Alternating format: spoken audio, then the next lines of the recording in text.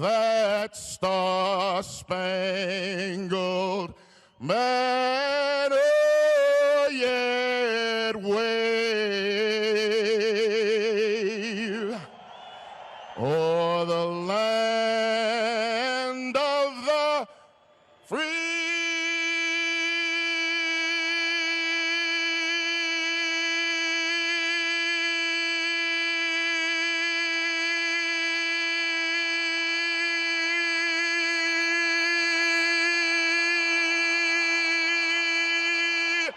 And our hope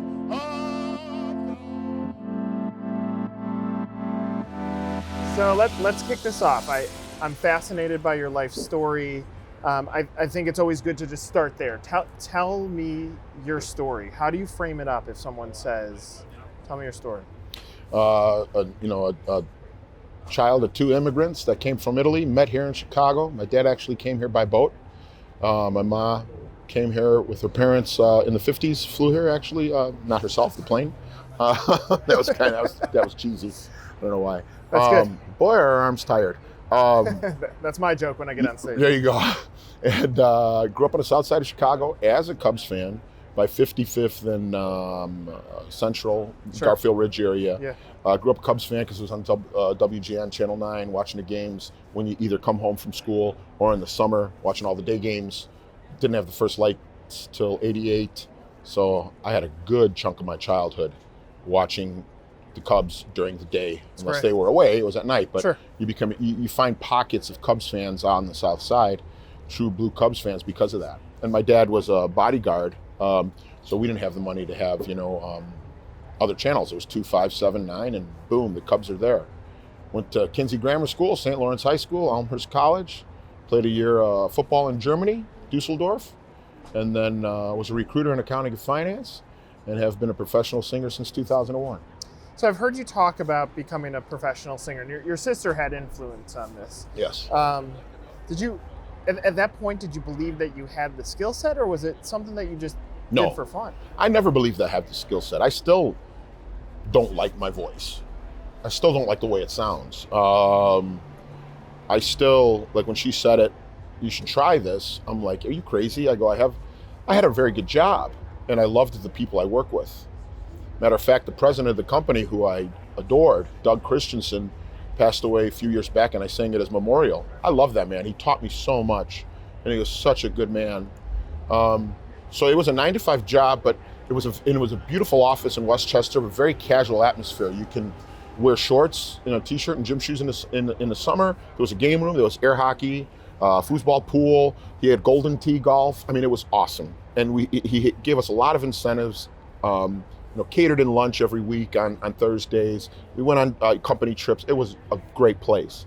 But 9 to 5 is not for me. It wasn't something that was for me. I did fine at it, and again, I loved the people, and I did well at my job. But my sister said, you know what, Johnny, you sound like Sinatra. Why don't you try it? And I go, you're crazy. How am I going to do this? I'm 29. How am I going to support myself? She goes, try it at night. Just try it at night and see what happens. So I started at Rosebuds. Then I started at a place called No Pinos. And I did a couple nights here and there. And one of the recruiters went to Ditka's, saw a guy singing, and they would rotate 7 or 8 different singers, through their entertainment there. Every week they'd have somebody different. Manager over here says, bring him in for an audition. Diana Ditka meets me the first day. She goes, sing New York, New York. I go, without music? She goes, yeah. So I sing without music, and she goes, you're hired. They gave me a 4-month deal, a year, a 2-year, and then a lifetime. So it's been 18 years. And Coach Ditka's turned out to be like a second father. Mrs. Ditka is awesome. Like I said, Mom, I love them both. They're fantastic. Met so many great people through Ditka's. The Cubs saw me singing there in 2003. That's when I first started my anthem here. I've done the anthem for the Bears, the Packers, the Bulls, the Sox, the Cubs. Did Duke, North Carolina last year at Duke. Did Duke Wake Forest this year.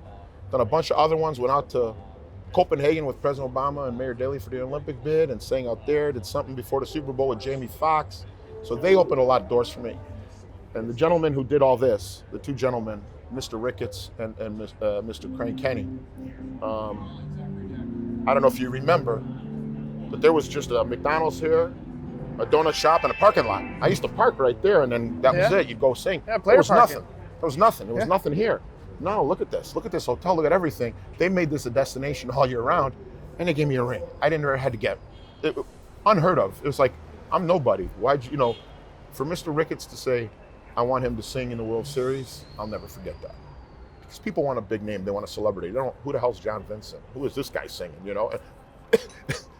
That's what actually happened when I sang. People are saying, who the hell is this guy? He sounds terrible. A lot of them hated it. Some of them loved it.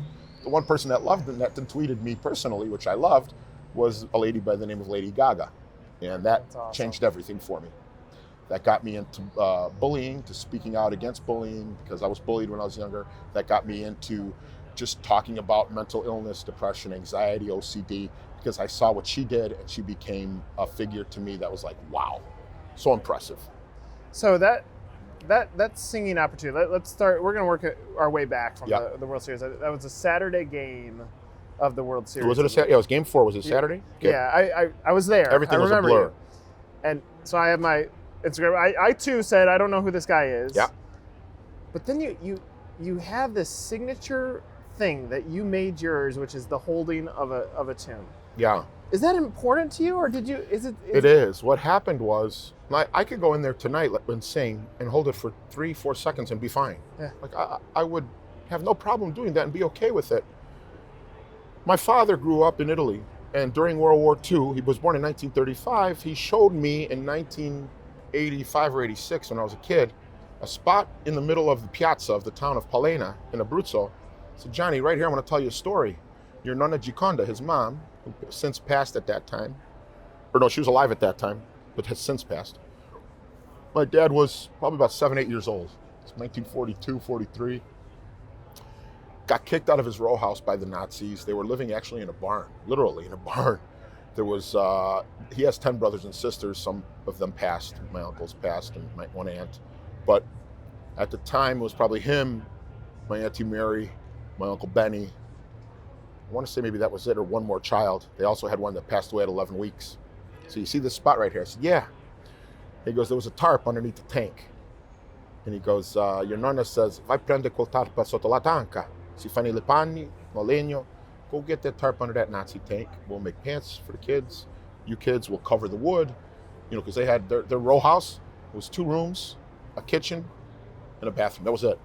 And 11 people lived in that. And at that time, he says, he goes under there, he grabs this, turns around, Nazi soldier has a gun to my grandmother's head, and he goes, you can have this, but she dies.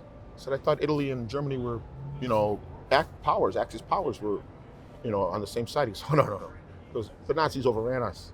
There's one Nazi kicked me down the stairs over here, another one beat the crap out of my uncle over here. He goes, Johnny, it was horrible. Mussolini was Hitler's puppet. So I just think of free. When I think of free, I think of freedom for humanity. For humanity, for people. I want people free.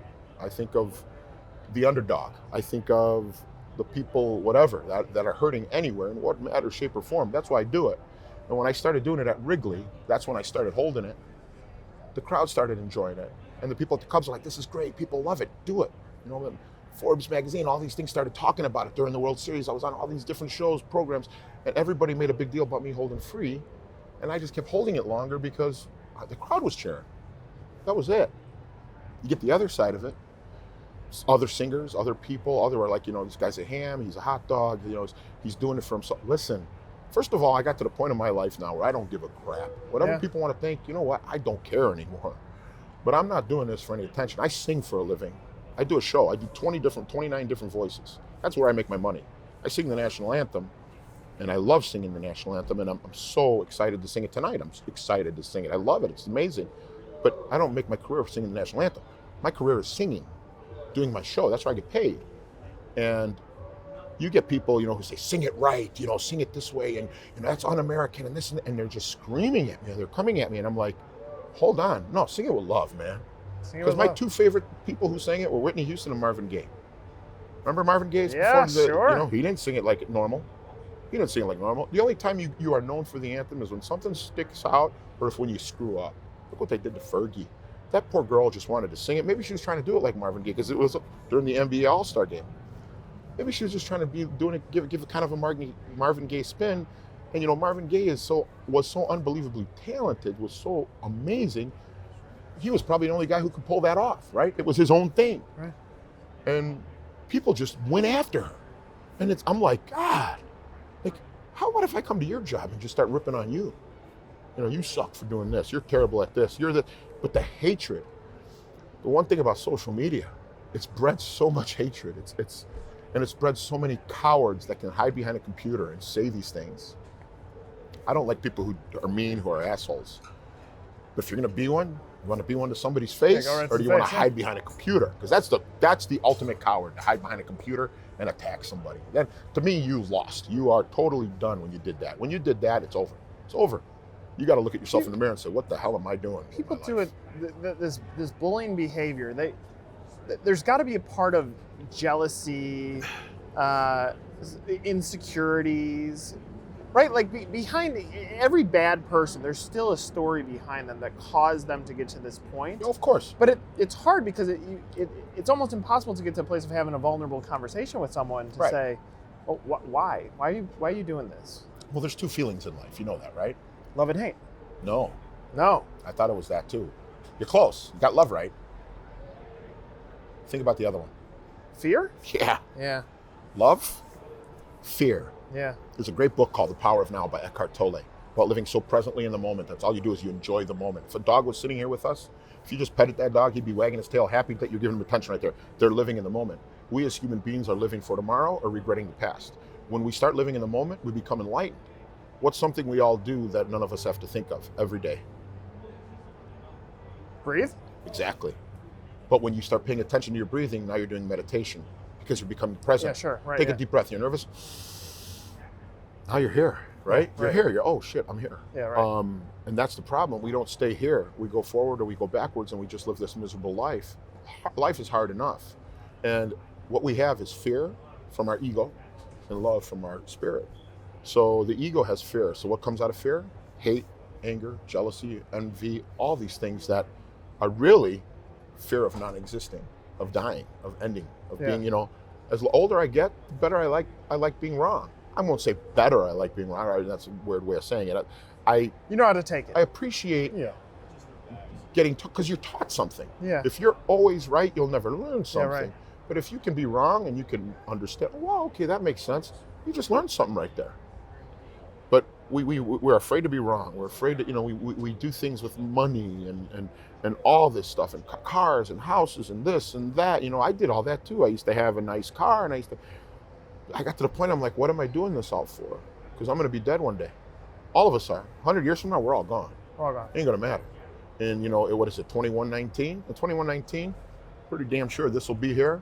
And there'll be a whole different set of people here with a whole different set of problems, with a whole different set of quote unquote important things that they think are important that aren't. We make the unimportant important.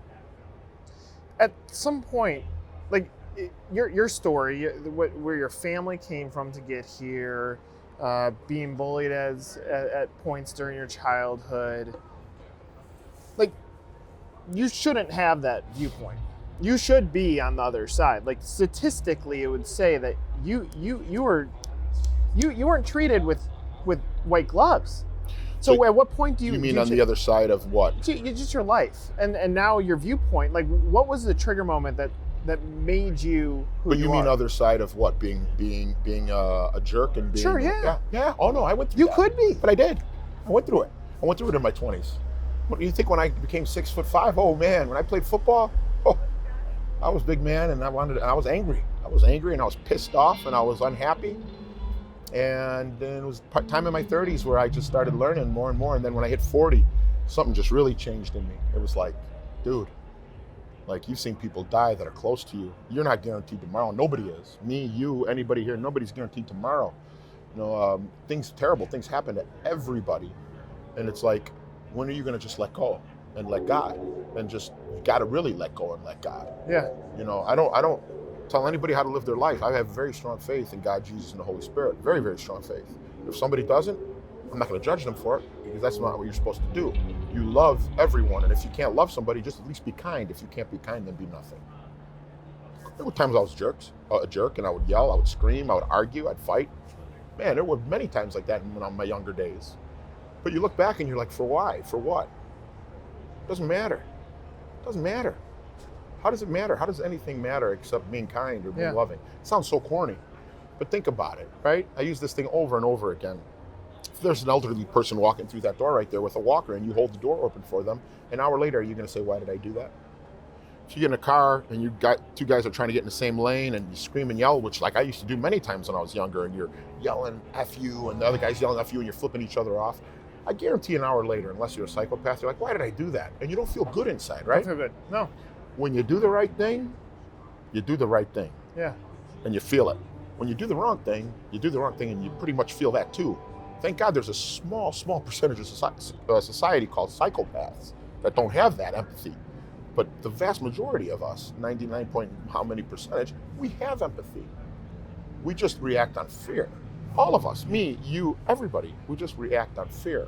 When we can let go of the fear and know we all screw up, we all have problems, we all make mistakes. It's okay. It's okay. It's okay. We all make mistakes, man. We all do. We're not perfect, and we're not supposed to be perfect. Somebody who tells me they're not afraid of anything, or they're perfect, you're a liar. You're a liar. We all are. We all are afraid. We all are imperfect. We're human beings. We're ants on this planet, on this little marble that, if you looked at the known universe, it's 91 billion light years across. And there probably is other life forms out there, and there's probably is other, who knows what lies outside of this? Some scientists say there's more planets than grains of sand on the Earth. I mean, that's right there, like, whoa. That's crazy. Right? So any of the problems we have, you got to just look and say, okay, there's somebody else who's really hurt. Some people who can't get clean water. Some people can't eat. Some people, there's people dying right every 2 seconds. Every 1 second, 2 people die in the world. Every 1 second. 155,000 people die a day. And those 155,000 people have family, have friends, have really, if you keep going down separation, we're all connected to every one of them. Sure. So, from what I'm hearing, it's, and some people can get here. Some people, whether it's life experiences, or just general awareness, you can get to a point where you realize that this life is short. Yeah. And then it changes your perspective. What I'm hearing is that you've gotten there, and maybe it was turning 40 that was a trigger moment, but you got there where you decided that for whatever time you have left on this world, yeah, you're going to treat it differently. Yeah. And am I 100% there? No way. Do I struggle still? Yes, definitely struggle. But I try to find, and this is what I tell people who have mental illness and depression and anxiety, and because I wanted to come out and say all that, because I did it because I looked at Lady Gaga and I said, wow, she's open about her struggles.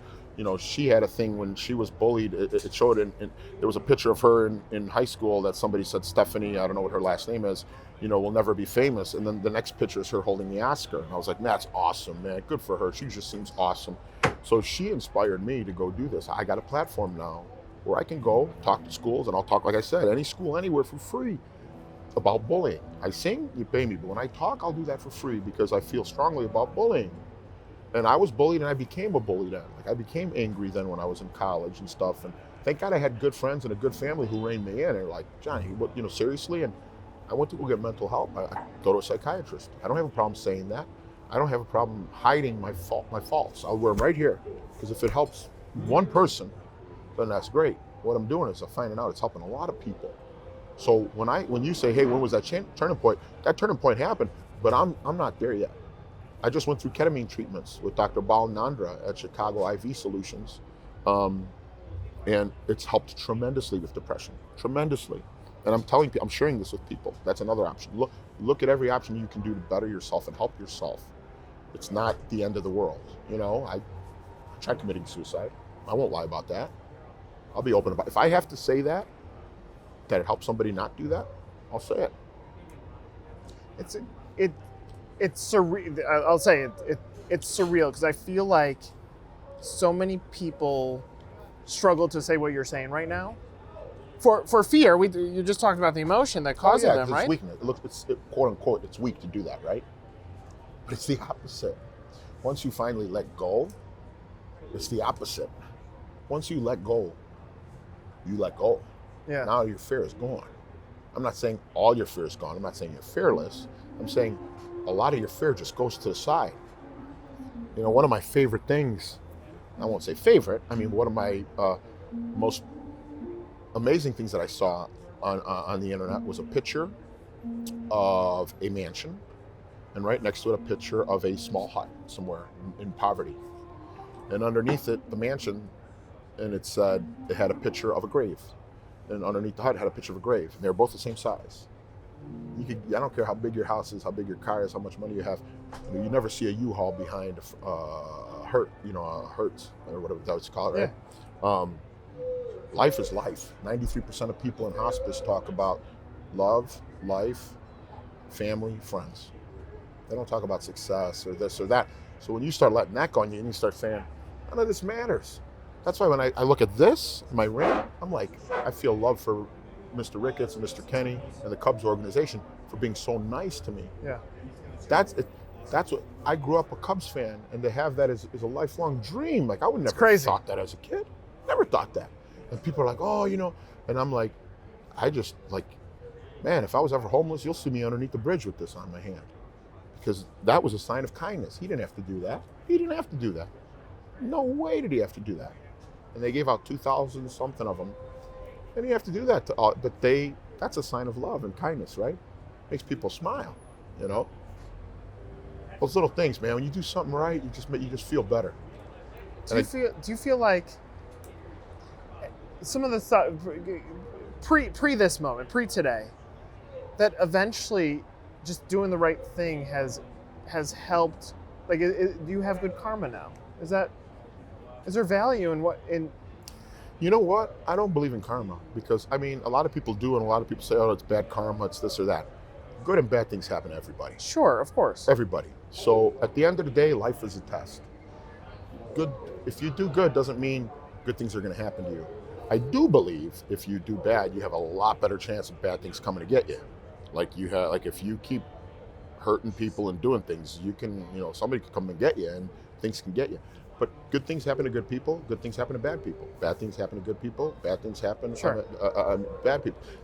My cousin, my Aunt Mary died at the age of 50 in 1989 of breast cancer.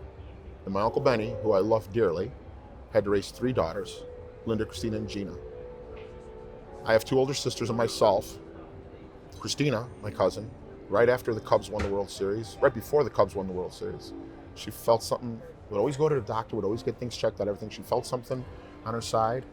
Turned out she had a disease called, I want to say, uterine sarcoma, that 6 in 1 million women get. And she died at the age of 50 with 2 kids in the month of February. My Uncle Benny buried his wife at 50 in February and his daughter at 50 in February. And I said to him, Uncle Benny, how do you do it? He said, you just got to be strong for other people, Johnny. And I look at this man, and he never got remarried. He lives a very quiet life, just a good man, a solid man, loving, caring, a kind person. He's 80 years old now, 81 years old. And he's just, you look at that and they say, well, they never did anything. They were great people. My cousin Christina was an amazing person. We have a charity event for her every year, that I sing at, that, we try to raise awareness because this is such a rare disease that she had. And she was an unbelievably beautiful person that people and her friends and family always say she was remembered by the way she would hug people. She'd hug everybody. So maybe karma doesn't work the way that it should, but maybe memories do, right? Because she's living on in what people remember, of course, as her. And I think the same is true of the way that you carry yourself as a human in this world, that if you try and everybody will have screw ups, but you try your best to be a good person, then the memories, the value of that should carry on for a long time. Definitely. That is it. That's the thing. Like, when you spread love gets spread. When you spread hate, hate spreads. That's all it is, right? But in reality, this world, this lifetime is nothing. That's the first thing we have to wrap our heads around. This is nothing. If you live to 10, and I'm not saying, it's a tragedy. When anybody dies, it's a sad thing, and it's horrible, and we miss them, and we hurt, and we have pain. But if you live to your 10 or you live to 100, it goes by like this. Yeah. It goes by like this. Doesn't matter. We think of as 500 years as a long time. 500 years is not a long time when it comes to eternity. No. It's a drop in the bucket. Right. Think about it. 500 years from now, ain't nobody going to be thinking about me and you. Nobody. Nobody. But, see, none of us are anything, but all of us are everything. When we finally learn that all of us are connected, that we're all something bigger than this, part of the universe that God created, and we're all part of this wonderful thing, that's what life is. Not this. This will be gone. This will be gone. We'll be gone one day. Eventually, one day, the sun will implode, and that'll be gone. And people don't realize that. Everything on this earth will be gone one day. The earth will be gone. Why don't people listen to this? Because I think and I don't listen to it all the time, because I think when we think of that, it scares us. It scares our ego. That's why you have to let go of the ego, like Eckhart Tolle says, and die before you die. Let the inner being take over. And that's what, one example is Joe Madden. I know Joe very well. He's a very peaceful guy. He's a guy that has love in his heart, talks about meditation with me, talks about being present, talks about all these great things. Gave me an app, taught me about an app about, meditation and everything. And we have some really deep conversations away from baseball. We have a connection. We call each other fratello, which is brother in Italian. And he's so peaceful and Zen-like. I know people like that. My Uncle Joe, who is like that. He's another person. My Uncle Benny, who is like that in his own way, very Zen-like.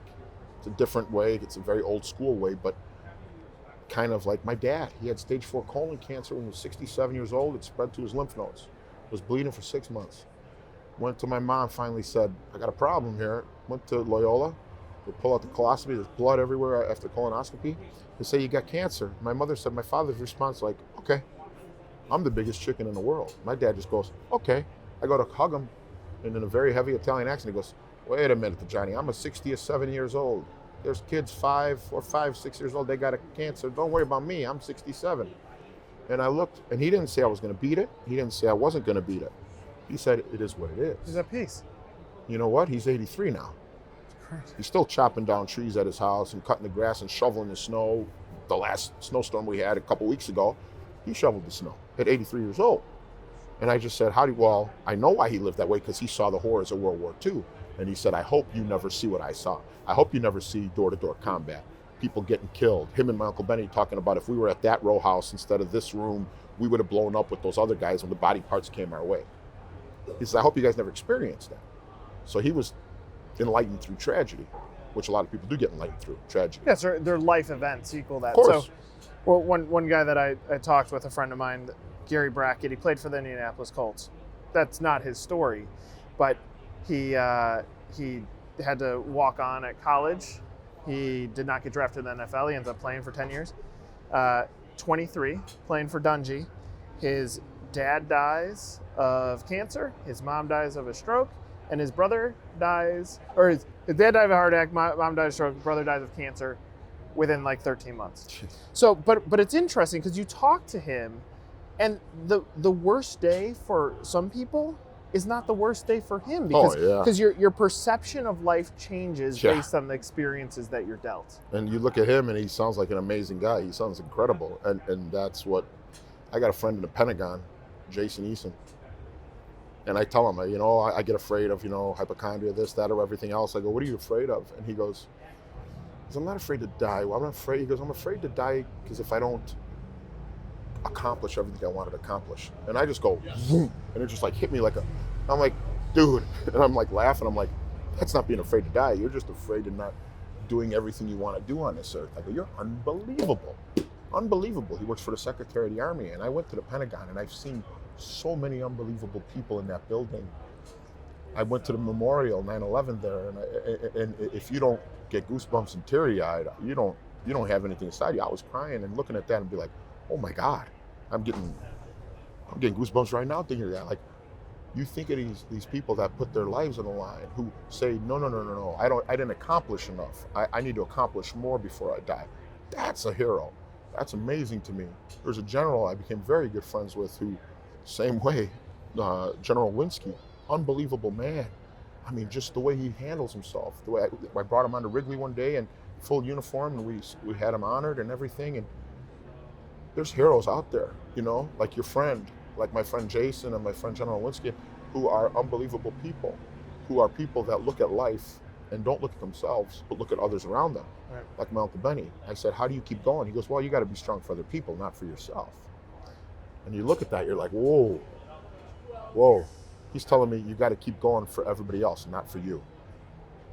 That's pretty amazing. Like, you think about that, right? He's very, I love it. It's so cute how he says it. I go, Uncle Benny, how do you do it? He's like, you got to go for other people, Johnny, not for you. You got to be strong for other people. This guy lost his wife, lost his daughter. Just, man, like, and then I feel selfish because I get so wrapped up with my OCD, right? I wrapped up, nervous, this, that.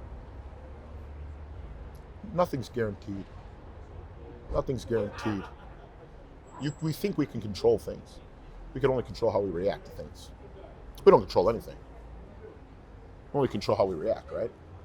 So I 2 points of what you just said. One, it seems like, and maybe this is some of the cards that you're dealt, that you've spent part of your life, even probably going back to being a kid and asking your dad questions, that you're asking questions. You're looking for others for advice. Is that comfort of understanding what people have gone through in the past to help you in the future? Is it because you're super fascinated with the way that life works? Yeah. People say that I two things. I tell people too much of my business, and I need to be more quiet about things. And people say, Johnny, you talk too much you're too open. Like, everybody suffers, but you just tell everybody. Like, and then you think like, is there value in that? They're saying it like, because when I suffer, and then I go, well, and they go, you're just too open, and you think that in reality, people just aren't as open as you are, and tell them how much you feel the pain or what you're feeling or this or that. And then I realized, I'm like, well, that's good, right? And they're like, yeah, it is good, because now you're letting go. Like, at first people would be like, you're keeping yourself exposed by saying, I was bullied, I have depression, I have anxiety, I have OCD. Why do people not tell people that? Why a long time ago people didn't tell if they had certain diseases or illnesses? They're afraid of being vulnerable. And a stigma, right? There's still a stigma on mental illness in this day and age, right? Right, yeah, fine. Still is. Sure. So people are afraid to say that. So they say 1 in 4 people suffer from depression in this country. 1 in 4. I don't know if that's true or not. Right here, right? So 1 in 4.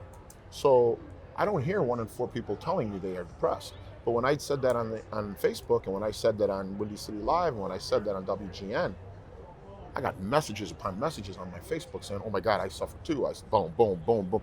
Grown men telling me how they hurt, how they suffer, and this and that and everything else.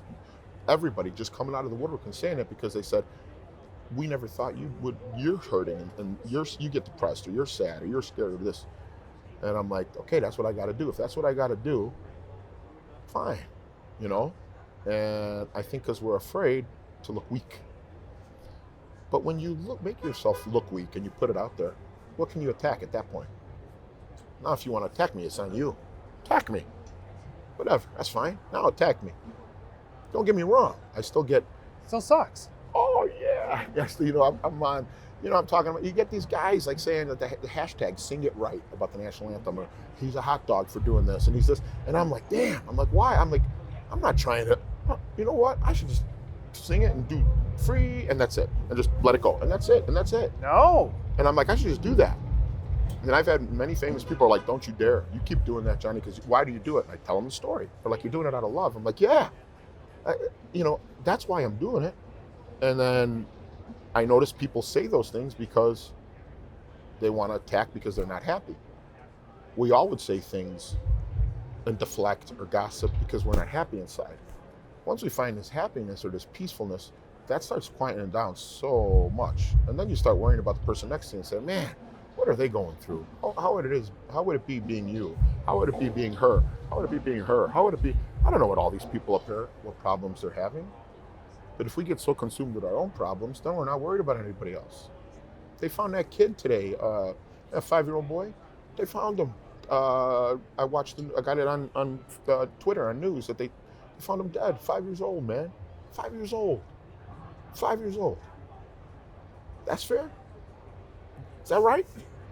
Think about that, man. Crazy. Think about being 5. And who knows how he went? Like, who knows that stuff? Like, it's just terrible. And then people get on Facebook and the internet or Twitter and they fight with each other. Families fighting about politics, fighting about religion, fighting about this, fighting about that. I'm very spiritual. I believe in God, Jesus, and Holy Spirit. But whatever religion you are, I have friends who are atheists. Doesn't mean I don't love them. Who am I to judge? Who am I to judge, man? Who am I to judge? I'm just a person who's going to die like everybody else.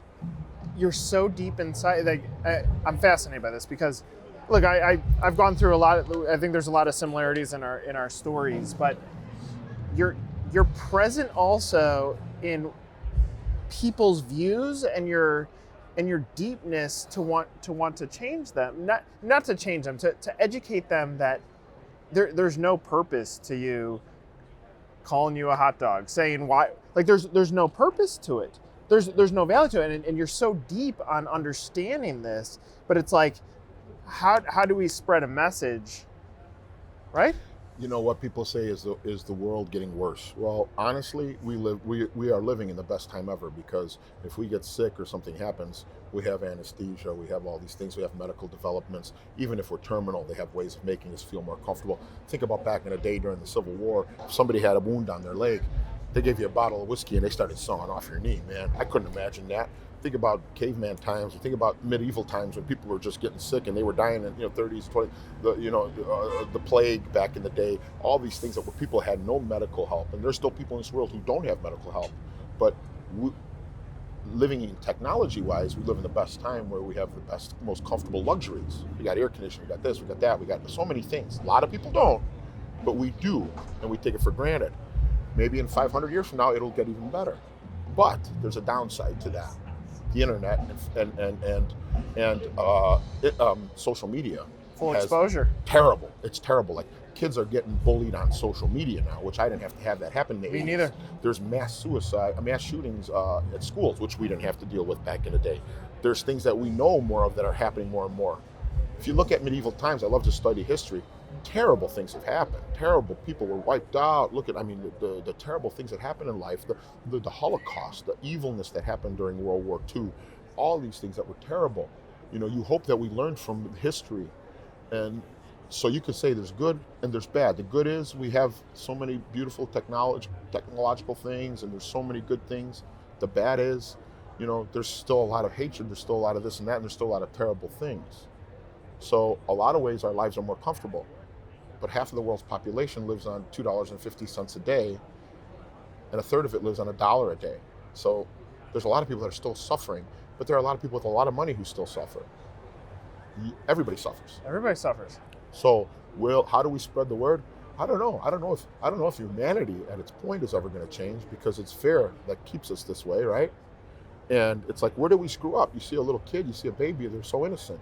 Where did we screw up, man? Where did it happen? Where did this anger, where these people become this way happen? Me being one of them. I know I have OCD, depression, anxiety, and I know when after I got bullied, I was really angry. I was angry that they used to beat me up. I was angry that they bloodied my nose. I was angry at all the stuff that happened to me, being afraid of going to school. And I had anger inside of me. One day I had to say, I gotta let that anger go, man. You gotta let it go. It's not gonna be good. It's not gonna help anybody. It definitely ain't gonna help me. But then I went a step further and say, it's not gonna help anybody. Just be. Just live in the moment and be. Just be who you are, and be kind or be nothing. And if you can't be kind, be nothing. Then just be nothing. Be nothing. Be nothing. Because what are you gonna do? What are you gonna do? I don't know how else to explain it, but when you get angry and you get upset, you don't feel good inside. At least I know. I'd rather not get angry. I'd rather not get upset. I'd rather just be like, all right, what can I do about it? If you're not hurting somebody physically or mentally, I have no problem with you. What am I, what's my business to tell anybody how to live? That's it. You're controlling your decision. That's the one thing you can control. Right. If I see somebody and they're not hurting somebody physically or mentally, I have no right to say anything. Nobody does. Nobody does. Do you feel? So it was interesting. I'm talking to a guy. He runs a fitness chain. Another friend of mine.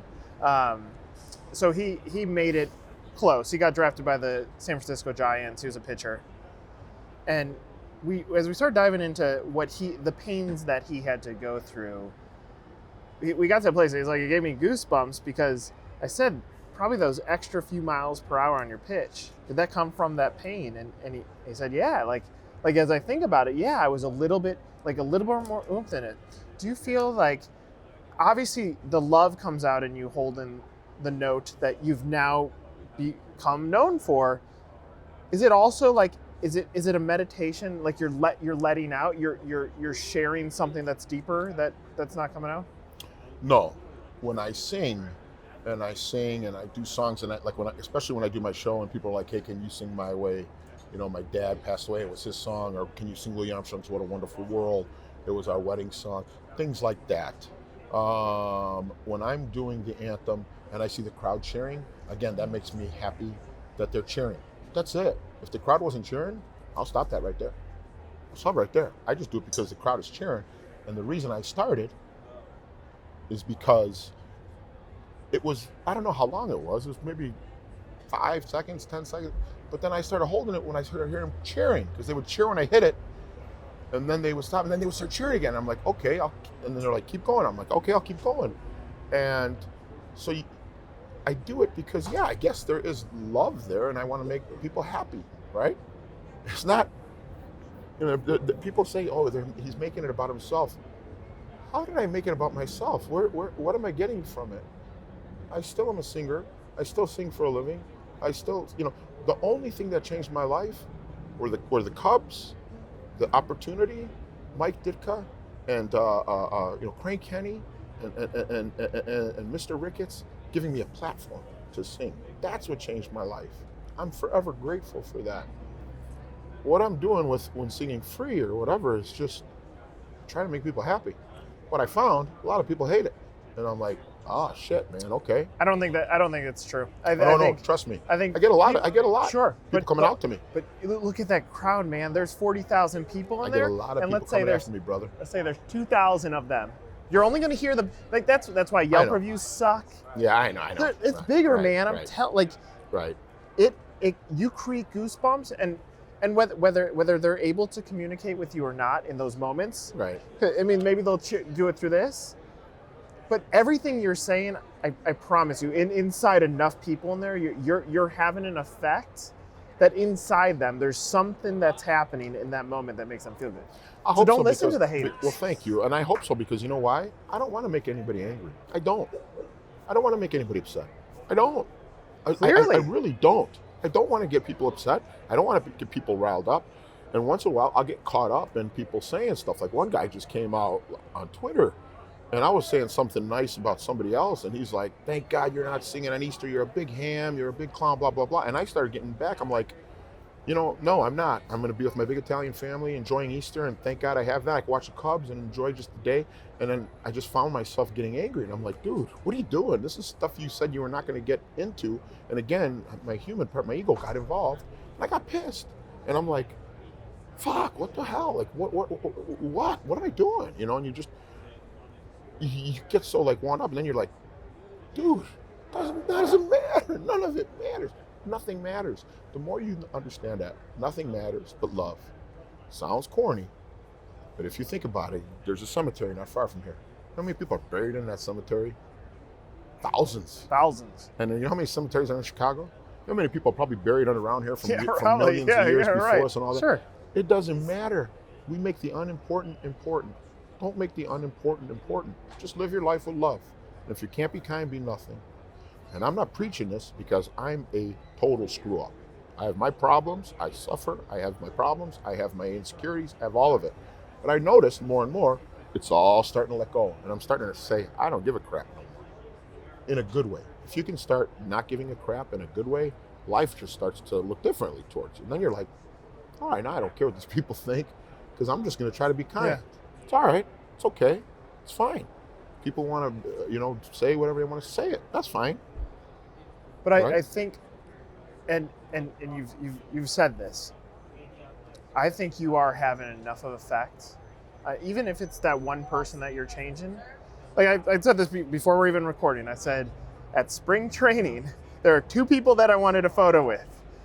Bus when he walks by because I think he's an awesome. And Bus is awesome. It was great. He's awesome. Nobody stopped him. He's a happy guy. I want a picture. But why of do you him. think he's part of the Cubs? He's a happy guy. Happy the players love him, and I know Bus personally. But in you, he's awesome. I'm telling you, I could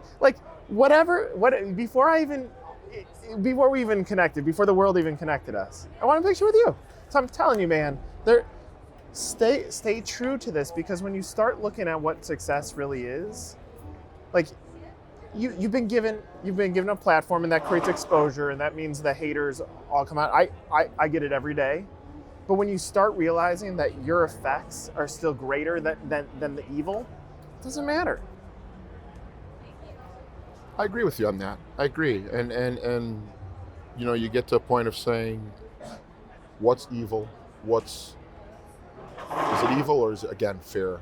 And I think I want to give most of humanity, the vast majority of us, the benefit of the doubt and say it's fair. We do these things out of fear. Maybe I'm gullible because I want to say if we could sit one-on-one and talk, I believe that we can get to the bottom of anything. Sure. And be loving and kind to someone. Right. And problems can be solved. Maybe I'm naive. I don't know. I think there is evil in this world. There is that, you know, there's terrible things that happen.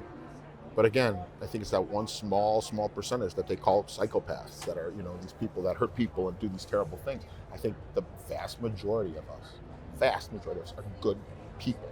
Even the ones who do bad things and say bad things and this and that, they're good people that are just afraid. They're afraid, right? and they don't know how to be vulnerable. And that's Exactly. why That's when it. you go on these That's shows and you talk about your challenges, it's exactly why, like, you're giving humans permission to address their own issues. Yeah, that's all. And that's what people are searching for. Yeah. A lot of people are searching for that. You know, I appreciate this. I appreciate even the fact that we're able to have a real conversation in a world where we didn't know each other an hour ago. I appreciate that. Oh my God, it's my pleasure. I could tell right when I met you, the energy out on the street was good, right?